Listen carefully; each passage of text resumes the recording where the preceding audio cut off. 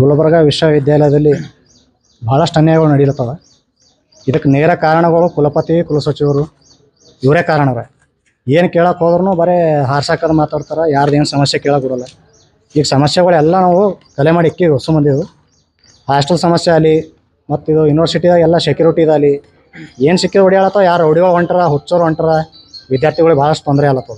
ಏನು ಹೇಳಕ್ಕೆ ಹೋದ್ರೂ ಕುಲಸಚಿವರು ಮತ್ತು ಕುಲಪತಿಗಳು ಇಬ್ಬರು ಹಾರ್ಸಾಕೋದು ಮಾತಾಡೋದು, ನೀ ಯಾರು ಹಂಗೆ ಹಿಂಗೆ ಮಾತಾಡ್ತಾರೆ. ಸ್ಟೂಡೆಂಟ್ ಯೂನಿಯನ್ ಆಗಿ ನಾ ಹೇಳ್ತಾರೆ ಅಂದ್ರೆ ಭೀ ಇದರ ಸಮಸ್ಯೆಗಳು ಏನಪ್ಪ ಅಂತಂದ್ರೆ, ವಿದ್ಯಾರ್ಥಿಗಳಿಗೆ ಟೋಟಲಿ ಪುಸ್ತಕಗಳು ಲೈಬ್ರರಿದಾಗ ಯಾವ ಭೀ ಕೊಡ್ಲತ್ತಿಲ್ಲ. ಕೊಡ್ಲಕ್ಕೆ ಕೇಳಿದ್ರೆ ಅವ ಸರ್ ಹೇಳ್ತಾರೆ, ನಮಗೇನು ಮಾಡ್ರಪ್ಪ ಬಜೆಟಲ್ಲಿ ಮ್ಯಾಗಿಂದು ಅದು ಇಲ್ಲ ಇದಿಲ್ಲ ಅಂತ ಹೇಳ್ತಾರೆ. ಇವರು ಕುಲಪತಿಗಳು ಈಗ ಇವ ಹೆಸರು ಜಂಗೆ ಅಲ್ಲ, ಜಂಗೆ ಸರ್ ಅವ್ರು ಹೇಳಿದ್ರೆ ಏನಂತಾರ, ಬಜೆಟ್ ಇಲ್ರಿ ಅವ್ರಿಗೆ ಸರ್ ಹೇಳ್ರಿ ನೀವೇ ಅಂತಾರೆ. ಇವ್ರಿಗೆ ಹೇಳಿದ್ರೆ ನಾವೇನು ಮಾಡ್ರಿ ಮ್ಯಾಗಿನ ಸರ್ಕಾರ ಕೊಡಲಾಗಿದೆ ಅಂತಾರೆ. ನಾವು ಕೇಳ್ಬೇಕು ಯಾರಿಗೆ? ಮತ್ತು ಇವ್ರು ಯಾಕೆ ಕುಂತಾರೆ ಇಲ್ಲ ಬಜೆಟ್ ಇಲ್ದೇನೆ? ದಿನ ಖರ್ಚು ಮಾಡ್ತಾರೆ, ವೈಯಕ್ತಿಕವಾಗಿ ರೊಕ್ಕ ಎಲ್ಲ ಖರ್ಚು ಮಾಡ್ಕೋತಾರೆ. ನಾವು ಸ್ಟೂಡೆಂಟ್ಗಳಿಗೆ ಯಾಕೆ ಖರ್ಚು ಮಾಡಲ್ಲ? ಇವ್ರು ಮಾಡಬೇಕಲ್ಲ, ಸಮಸ್ಯೆಗಳು ನೋಡ್ಬೇಕಲ್ಲ. ಮತ್ತು ಇಲ್ಲಿ ಕುಸ್ನೂರು ಸೈಡ್ ಪೂರ ಇದು ಕಂಪೌಂಡ್ ಹೊಡೆದು ಹಾಕ್ಯಾರ. ಯಾವ ಸಿಕ್ಕವನೇ ಒಳಗೆ ಬರ್ತಾನೆ, ಯಾವ ಸಿಕ್ಕವನೇ ಹೋಗ್ತಾನೆ. ಹೊಡಿತಾರೆ ಮತ್ತು ಪ್ಯಾಕ್ ಮಾಡ್ತಾರೆ, ಮತ್ತೆ ಹೊಡಿತಾರೆ. ಅದೇ ಯಾರು ಕೇಳ್ಬೇಕು? ದನಗಳು ಹೊಂಟಾವೆ, ಹಂದಿಗಳು ಹೊಂಟಾವೆ, ಹುಳವತ್ತು ಹಾವು ಅಂತ ತೇಳಂತ. ಒಂದು ಹುಡುಗ ಒಂದು ಹಾವು ಕಚ್ಚಿತ್ತಲ್ಲ, ಯಾರಿಗದು ರೂಮ್ ಒಳಗೂ ಬಂದಾವ, ಒಂದು ಹುಡುಗ ಹಾವು ಕಚ್ಚಿತ್ತು ಮಾನ. ಅದಕ್ಕೆ ನೋಡ್ಕೊಂಬಾರ ಯಾರಿಗೆ ಜವಾಬ್ದಾರಿ ಯಾರು ತೋತಾರೆ? ಇವ್ರು ತೋತಾರೆ ಕುಲಪತಿಗಳು. ಯಾರು ತೋಲಕ್ಕೆ ರೆಡಿ ಇಲ್ಲ. ಲೇಡೀಸ್ ಹಾಸ್ಟೆಲ್ ಕಡೆ ಹುಚ್ಚರು ಹೊಡಿ ಆಳತ್ತಾರ. ಅವ್ರ ಸಮಸ್ಯೆ ಕೇಳ್ರೆ ಬೇಕಾದ್ರೆ ಹೇಳ್ತಾರ. ಅಂಜಿ ಅವ್ರು ಹೊಡಿ ಆಳತ್ತಾರ. ಸಾಯಂಕಾಲ ಆದ್ರೆ ಸಾಕು, ಯಾವ ಹುಚ್ಚು ಬಂದು ಏನು ಮಾಡ್ತಾನ ಅನ್ನೋ ಅವ್ರಿಗೆ ಅತ್ಯಾಚಾರದ ಭಯ ಅದ ಎಲ್ಲರಿಗೆ. ಸೆಕ್ಯೂರಿಟಿ ಈಗ ಇಲ್ಲಿ ಹೊಡಿಯಾಳಕ್ಕೆ ನಾವು ಇದು ಮ್ಯಾನ್ ಪವರ್ದವ್ರಿಗೆ 4 ಮಂದಿಗೆ ಇಡ್ಬೇಕು. ಅವ್ರು ಆ 4 ಮಂದಿನೂ ಇಟ್ಟಿಲ್ಲ. ಅಲ್ಲಿ ಗೇಟ್ಗಳಿಗೆ ಸೆಕ್ಯೂರಿಟಿ ಇಡ್ಬೇಕು. ಸೆಕ್ಯೂರಿಟಿಗಳು ಭೀ ಇಲ್ಲ. ಸೆಕ್ಯೂರಿಟಿ ಯಾವ ಸಿಕ್ಕೊಂಡು ಬರ್ತಾನೋ ಹೋಯ್ತಾನೋ, ಯಾವ ಕೇಳಾಗಲ್ಲ ಬಿಡಾಗಲ್ಲ. ಸೆಕ್ಯೂರಿಟಿ ಯಾರಿಗೆ ಕೇಳ್ಬೇಕು ಇವೆಲ್ಲ ಅಂದರು? ಈಗ ಪರೀಕ್ಷೆ ಬಂದ್ರೆ ರಿಸಲ್ಟ್ ಬಿಟ್ಟಿಲ್ಲ ಸೆಕೆಂಡ್ ಸೆಮ್ಮಿಂದು. ಎಷ್ಟು 4 ತಿಂಗಳೇನು ಆಯ್ತು, 5 ತಿಂಗಳಾಯ್ತು, ಅದನ್ನು ಬಿಟ್ಟಿಲ್ಲ. ಮತ್ತು ಈಗ ಏನಾರ ಸಮಸ್ಯೆ ಕೇಳಕ್ಕೆ ಹೋದ್ರೆ ಅಮೌಂಟ್ ತೊಗೋತಾರೆ. ಫಿಕ್ಸ್ 500 ಫಿಕ್ಸ್ ಅದ.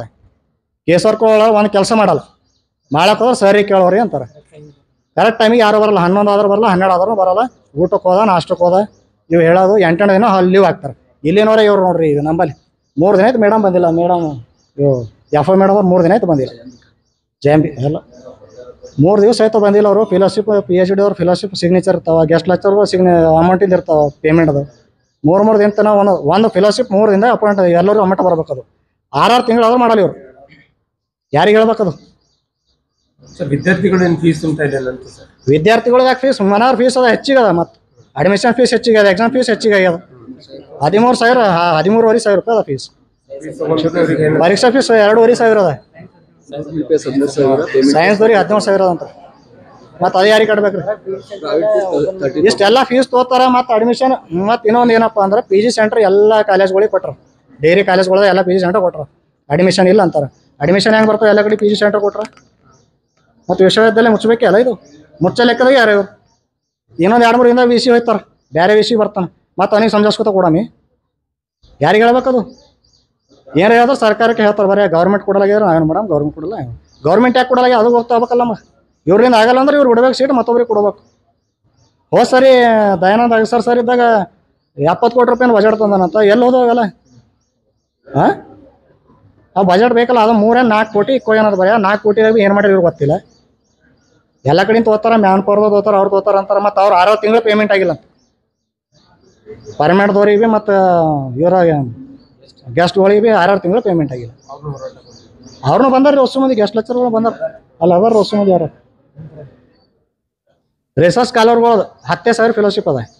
ಎಲ್ಲ ಕಡೆ 25-30,000 ಬೇರೆ ಬೇರೆ ಯೂನಿವರ್ಸಿಟಿಗಳು ಅದ. ಅವ್ರೇನು ಬರ್ಬೇಕಲ್ಲ, 25,000 ಮಾಡ್ಬೇಕಲ್ಲ. ಇಲ್ಲಿ ಯಾಕೆ ಅನ್ಯಾಯ ಮಾಡತ್ತಾರ? ಮಾಡ್ಬೇಕಲ್ಲ ಅದನ್ನು. ಅದ್ರ ಸಲಿನ ಇಷ್ಟೆಲ್ಲ ಪ್ರತಿಭಟನೆ ಇಟ್ಕೊಂಡಿವಿ ನಾವು.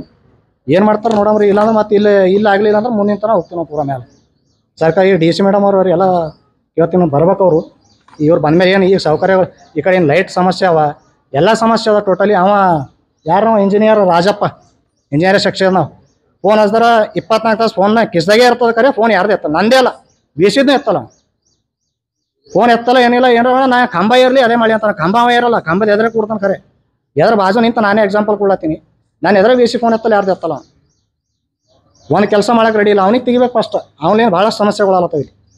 ಇವ್ರಿಗೆ ರಿಜಿಸ್ಟರ್ ಎಷ್ಟು ಕೇಳಿದ್ರೆ ಅವನು ಬರೀ ಘಮಂಡ ಮಾತದ, ಘಮಂಡಿನ ಮಾತೇ ಹೊಸು. ಆಯ್ತು ಏನು ಮಾಡ್ಕೋತೀರಿ ಮಾಡ್ಕೋರಿ, ಏನು ಮಾಡೋದ ಮಾಡಿರಿ, ನಮಗೇನು ಮಾಡೋದು ನಾವು ಮಾಡ್ತಾನೆ, ನಾವೇನು ಮಾಡಮ್ಮ ವಿ ಸಿ ಹೇಳೋವು ಇದ್ದಿದೆ. ರಿಜಿಸ್ಟರ್ ಚುಚ್ಚಲತ್ತ ಒಟ್ಟು ಎಲ್ಲ ಕಡೆ ರಿಜಿಸ್ಟರ್ ಮಾಡತ್ತ, ಏನು ಮಾಡೋದು? ಸರ್ ಯಾಕೆ ಕಾನೂನು ಭಯ ಇಲ್ಲ ಸರ್? ಮುಂದಿನ ಕಾನೂನು ಭಯ ಟೋಟಲಿ ಇಲ್ಲ. ಯೂನಿವರ್ಸಿಟಿದಾಗ ಟೋಟಲಿ ಕಾನೂನು ಭಯ ಅಂಬದೇ ಇಲ್ಲ ಇವ್ರಿಗೆ. ಅಷ್ಟು ಹಗರಣ ಮಾಡತ್ತಾವ ಇವ್ರು. ಮ್ಯಾಗೇನು ಗೊತ್ತದನೋ ಇಲ್ಲ ಸಚಿವರಿಗೆ ಅವ್ರಿಗೆಲ್ಲ ಇಲ್ಲಿ ಮಾಹಿತಿ ಎಲ್ಲ ಒಳ್ಳೇದಂತ ಅವ್ರ ಮಾಹಿತಿ ಅದ ಅವ್ರಿಗೆ. ಬಟ್ ಇಲ್ಲಿ ಏನು ಮಾಡೋದ ಕೆಲಸ ಗೊತ್ತಾಗಲ್ಲ ಅವ್ರಿಗೆ. ವಿದ್ಯಾರ್ಥಿಗಳಿಗೆ ಅಷ್ಟು ಗಣ ಕಿರುಕುಳ ಮಾಡ್ಲತ್ತಾರ ಇವ್ರು. ಆಗ ಗಂಗಾ ಹಾಸ್ಟೆಲ್, ಹುಡುಗಿಯರ ಹಾಸ್ಟೆಲ್ನ ಗಂಗಾ ಹಾಸ್ಟೆಲ್ ವರ್ಕಿಂಗ್ ವುಮೆನ್ಸ್ ಇನ್ನೂ ತನಕ ಊಟ ಸಮಸ್ಯೆ ಇಷ್ಟ ಅದಾರ ಅವ್ರಿಗೆ. 6 ತಿಂಗಳ ತನಕ ಊಟ ಸಿಕ್ಕಿಲ್ಲ ಅವ್ರಿಗೆ. ಹಿಂಗೆ ಮಾಡಿ ಮತ್ತೆ ಬೇರೆ ಹಾಸ್ಟೆಲ್ ವಾಪಸ್ಬಿಟ್ಟೆ ಅವ್ರಿಗೆ. ಈ ಕಡೆ ಹುಡುಗರ ಹಾಸ್ಟೆಲ್ 2-3 ಹಾಸ್ಟೆಲ್ ಬಂದ್ಬಿದ್ದಾವ. ಕೃಷ್ಣ ಹಾಸ್ಟೆಲ್ ಅಂತ ಅದು ಅಂತ, ಮತ್ತು ಅಂಬೇಡ್ಕರ್ ಹಾಸ್ಟೆಲ್ ಬಂದ್ಬಿದ್ದಾವ. ಅದ್ರ ಊಟನೇ ಇಲ್ಲ. ಹುಡುಗರು ಬೇರೆಯವ್ರು ಆ ಹಾಸ್ಟೆಲ್ದಾಗೂ ಬರೀ ಅಮೌಂಟ್ ತೊಗೊಂಬೋದು ಇಡೋದು ಮಾಡ್ತಾರೆ. ಊಟದಾಗ ಹುಳಗಳು ಎಲ್ಲ ಹಾಸ್ಟೆಲ್ಗಳದಾಗ. ಅಕ್ಕಿ ಇಲ್ಲಿ ಮೇಡಮ್ ಅಕ್ಕಿ ಅನಿತಾ ಮೇಡಮ್ ಅವರು ಅಕ್ಕಿಗಳು ಮನೆ ಹೋಗಿ ತರತ್ತಾರಂತವ್ರು BCM ಹಾಸ್ಟೆಲ್ದವ್ರು. ಹಾಂ ಅಲ್ಲಿ ಅಷ್ಟು ಸಮಸ್ಯೆ ಅವ. ಅಕ್ಕಿ ಮನೆ ಹೋಗಿ ತರೋದೇನು ಜೋರತ್ತದ ರೀ? ಸರ್ಕಾರ ಕೊಡೋಲಾಗ್ಯದ ಅಂತದ ಮೊದಲೇ ಹೇಳಬೇಕು. ಮನೆ ಹೋಗಿ ನಾ ಭಿಕ್ಷಾ ತಂದಂಗೆ ತರ್ಲತ್ತೀನಪ್ಪ, ನಾವೇನು ಮಾಡಮ್ಮ ಏನ್ತಾರೋ? ಓಟ್ಯಾಗ ತರಬೇಕ್ರಿ, ಬಿಡಬೇಕು ಅಲ್ಲಿಂದ ಮತ್ತೊಬ್ಬರಿಗೆ ಕೊಡ್ಬೇಕು ಚಾರ್ಜ್. ಬೇರೆದವ್ರು ಮಾಡ್ತಾರೆ ಇಲ್ಲ, ಹೈಯರ್ ಆಫೀಸರ್ಗಳಿಗೆ ಹೇಳ್ಬೇಕು. ಸಮಸ್ಯೆಗಳು ಹೇಳ್ಕೊತ ಕುಂತಾರೆ ಆಯ್ತದ. ಮಾಡ್ಬೇಕಲ್ಲ, ಮಾಡ್ಲಿಕ್ಕೆ ನಿಮಗೆ ಬಿಟ್ಟಿರ್ತಾರೆ ಮಾಡ್ಬೇಕು. ಹಾಂ ಕೊನೆಯದು ಏನಿಲ್ಲ. ಇಲ್ಲಿ ಸಮಸ್ಯೆಗಳು ಬಗೆಹರಿದು ಒಳ್ಳೇದು. ಇಲ್ಲಾಂದ್ರೆ ಇನ್ನೂ ಮ್ಯಾಲಿಂತನ ಹೋಗ್ತೀವಿ. ಇಲ್ಲಿ ಎಲ್ಲರೂ DC ಬರಬೇಕು, ಸಚಿವರು ಬರಬೇಕು, ಎಲ್ಲರೂ ಬರ್ಬೇಕು ಇಲ್ಲಿ. ಅಂದರೆ ಮುಂದಿನ ಲೆಕ್ಕ ಇದು. ಇಲ್ಲಿ ಸ್ಟೂಡೆಂಟ್ಗಳಿಗೆ ಇಷ್ಟು ಅನ್ಯಾಯ ಆಲತ್ತ ಅಂತಂದ್ಮೇಲೆ ನಾವು ಕೇಳೋರಲ್ಲ. ಈಸ್ ದಿನ ವೇಟ್ ಮಾಡಿವಿ. ಈಗ ಕುಲಪತಿಗಳು ಬಂದು 5-6 ತಿಂಗಳಾಯ್ತು ಅವ್ರು ಬಂದು ಹೊಸದಾಗ. ಮತ್ತು ಮಾಡ್ಯಾರೇನು ಕೆಲಸ ಬೇಕಲ್ಲ? ನಾ ಏನು ಮಾಡಪ್ಪ, ನಾ ಪರ್ಮನೆಂಟ್ ಇಲ್ಲ ಅಂತಾರೆ. ಮಾಡಬೇಕಲ್ಲ. ಆ ಸೀಟ್ ಮೇಲೆ ಕುಂತ ಮೇಲೆ ಪರ್ಮನೆಂಟ್ ಇದ್ದಂಗೆ ಅದು. ಎಷ್ಟು ದಿನ ಇರ್ತಾವೆ ದಿನ ಮಾಡಬೇಕಲ್ಲ. ಅನ್ಯಾಯ ಮೇಲೆ ಅನ್ಯಾಯ ನಡೆದ ಒಳಗೆ. ಇಲ್ಲಿ ಒಳಗೆ ಕೆಲಸ ಮಾಡ್ರು ಪರ್ಮನೆಂಟ್ದವರು ಎಷ್ಟು ಮಂದಿ ಬರ್ತಾರೆ? ಹೊಸ ಮಂದಿ ಯಾರಿಗೇನು ಕೇಳಕ್ಕೆ ಹೋದ್ರೆ ನೀ ನನಗೆ ಕೇಳ್ಬೇಡಪ್ಪ, ರಿಜಿಸ್ಟರ್ BC ಹೋಗಿ ಮಾತಾಡಂತಾರೆ. ಇವ್ರಿಗೆ ಭಯನೇ ಇಲ್ಲ. ಹಾಂ, ಭಯ ಅಂಬದು ಬೇಕಲ್ಲ. ನನ್ನ ಹೆಸರು ಆನಂದ್ ಅಂತೇಳಿ ರಿಸರ್ಚ್ ಕಾಲೇಜ್ ಯೂನಿಯನ್ ಅಧ್ಯಕ್ಷತೆ ಇದ್ರು ಯೂನಿವರ್ಸಿಟಿ. ಗುಲ್ಬರ್ಗ ವಿಶ್ವವಿದ್ಯಾಲಯದಲ್ಲಿ ಇವತ್ತು ವಿದ್ಯಾರ್ಥಿಗಳು ಪ್ರತಿಭಟನೆ ಮಾಡಿದ್ರು. ಅವರ ಕೆಲವೊಂದು ಬೇಡಿಕೆಗಳನ್ನು ಇಟ್ಕೊಂಡು. ಅವರ ಎಲ್ಲ ಬೇಡಿಕೆಗಳು ಜುನೈನಾಗಿವೆ. ಈ ಎಲ್ಲ ಬೇಡಿಕೆಗಳನ್ನು ಕೆಲವೇ ದಿನಗಳಲ್ಲಿ ಈಡೇರಿಸೋಕ್ಕಾಗಲ್ಲ. ಸೊ ಆ ಬೇಡಿಕೆಗಳನ್ನು ನಮ್ಮ ಗಮನಕ್ಕೆ ಈಗ ತೊಗೊಂಡು ಬಂದಿದ್ದಾರೆ. ಕೆಲವೊಂದು ಈಗಾಗಲೇ ಇಂಥ ಬೇಡಿಕೆಗಳನ್ನು ನಾವು ಈಡೇರಿಸಿವಿ. ಇನ್ನೂ ಯಾವ ಬೇಡಿಕೆಗಳು ಈಡೇರಿಲ್ಲ, ಅದನ್ನು ಈಡೇರಿಸಲಿಕ್ಕೆ ನಮ್ಮ ಅಧಿಕಾರಿಗಳನ್ನೆಲ್ಲ ಕರೆದು ಚರ್ಚೆ ಮಾಡಿ ಸೊ ನಾವು ಅದನ್ನು ಈಡೇರಿಸಲಿಕ್ಕೆ ಪ್ರಯತ್ನ ಮಾಡ್ತೀವಿ. ಆದರೆ ಅದಕ್ಕೆ ಕಾಲಾವಕಾಶ ಬೇಕು. ಕೆಲವೊಂದು ಇಮಿಡಿಯೇಟ್ ಈಡೇರ್ಬೋದು, ಕೆಲವೊಂದು ಇನ್ನೂ ಸಮಯಗಳನ್ನು ತೆಗೆದುಕೊಳ್ಬೋದು. ವಿಶೇಷವಾಗಿ ಹಣಕಾಸಿನ ತೊಂದರೆ ಇರೋದರಿಂದ ಹಣಕಾಸಿಗೆ ಸಂಬಂಧಪಟ್ಟಂಥವು ಇಂಪ್ಲಿಮೆಂಟ್ ಮಾಡಲಿಕ್ಕೆ ಕೆಲವು ಸಮಯ ತೆಗೆದುಕೊಳ್ಬೋದು. ಸೊ ವಿದ್ಯಾರ್ಥಿಗಳು ಎಲ್ಲ ಬೇಡಿಕೆಗಳು ಜುನೈನ್ ಆಗಿವೆ. ಆಮೇಲೆ ಫೀಸ್ ಬಗ್ಗೆ ಹೇಳಿದ್ರು. ಬೇರೆ ವಿಶ್ವವಿದ್ಯಾಲಯ ಕಂಪೇರ್ ಮಾಡಿದ್ರೆ ನಮ್ಮ ವಿಶ್ವವಿದ್ಯಾಲಯದು ಕಡಿಮೆನೇ ಇದೆ. ಇನ್ನೂ ಕಡಿಮೆ ಮಾಡಬೇಕು ಅಂತಂದರೆ ಮತ್ತೆ ಅದನ್ನು ಸಿಂಡಿಕೇಟ್ಗೆ ಒಯ್ದು ಆಮೇಲೆ ರಿಸೋರ್ಸ್ ವಿದ್ಯಾರ್ಥಿಗಳ ಸಂಖ್ಯೆ ಹೆಚ್ಚು ಹೆಂಗೆ ಮಾಡಬೇಕು ಅನ್ನೋದು ನಮ್ಮ ಮುಂದೆ ಇರುವಂಥ ಸವಾಲು ಇವಾಗ. ಸೊ ವಿದ್ಯಾರ್ಥಿಗಳ ಸಂಖ್ಯೆ ಹೆಚ್ಚು ಮಾಡಲಿಕ್ಕೆ ನಾವು ಪ್ರಯತ್ನ ಮಾಡ್ತಾ ಇದ್ದೀವಿ. ಮುಂದಿನ ಪ್ರವೇಶಾತಿಯಲ್ಲಿ ವಿದ್ಯಾರ್ಥಿಗಳ ಸಂಖ್ಯೆ ಹೆಚ್ಚಾಗ್ತದೆ ಅನ್ನುವಂಥ ಭರವಸೆ ಕೂಡ ಇದೆ. ಸೊ ಯಾವ್ಯಾವ ಸಮಸ್ಯೆಗಳು ಇವೆ ಮತ್ತು ಯಾವ ಈಡೇರಿಲ್ಲ ಅದನ್ನು ಬಗೆಹರಿಸಲು ಕ್ರಮ ಜರುಗಿಸ್ತೀವಿ.